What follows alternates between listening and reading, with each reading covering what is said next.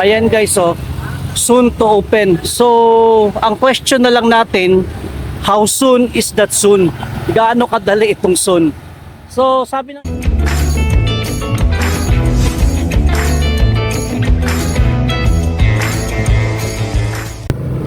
magandang hapon guys, nasa Torres Street, Davao City tayo ngayon at bibisitahin natin ang Lander Superstore.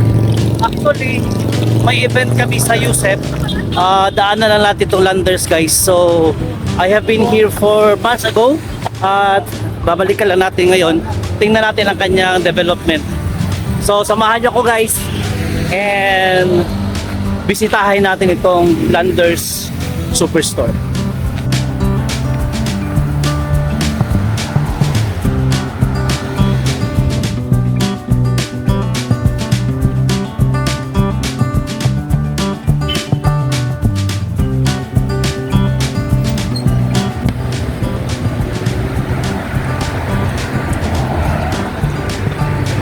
So, from 4 months ago, malaki na ang kanyang development. Last lang pagdaan natin dito ay wala pa tong mga ilaw sa loob at wala pa tong mga glasses, mga glass. Pero ngayon guys, kunti na lang ang kulang. Ang sabi nila, this year na ito mag-o-open. Hindi ko alam, pero meron kasi ditong soon to open na kasulat. Ayan guys, so soon to open. So, ang question na lang natin, how soon is that soon? Gaano kadali itong soon?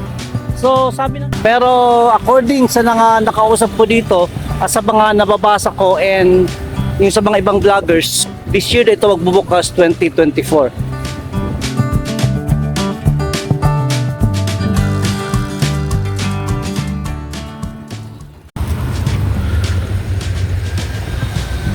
Baka parking space ito guys, pero the way I look at it, hindi pa kaya ngayong year magbubukas, baka next year.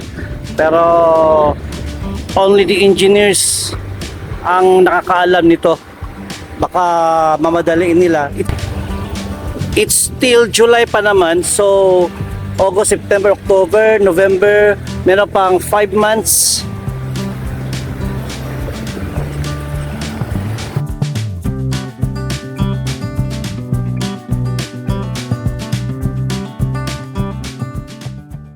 Sa mga hindi pa nakakaalam kung saan ito guys, nasa Torres Street tayo ngayon, nasa likuran ko ang Landers, papunta doon isang JP Laurel Avenue, no? So if you're going to right, papunta doon sa G-Mall, and then papunta doon guys ang RMC o at City High.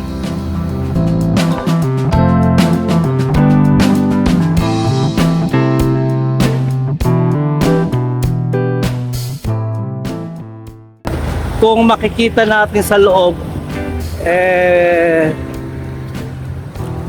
chip silip lang ko dire chip. Bawal? Sige ma'am. Bawal daw videohan. And dito na tayo sa building guys, ayan. So kung makikita natin sa loob, ay meron pang mga backhoe. Siguro for ano yun nila guys, for the parking space. Ayan siya, binuksan. Ayan lang makikita nyo.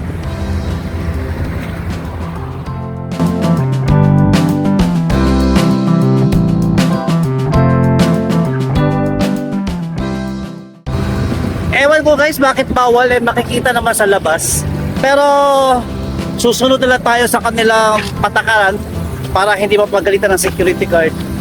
Balik na naman tayo dito guys, siguro before December, or kung magbubukas ito ngayong December, ay babalikan natin ang Lander Superstore. So guys, hanggang dito na lang. I hope na nagustuhan nyo ang aking update, and God bless you guys. Bye bye.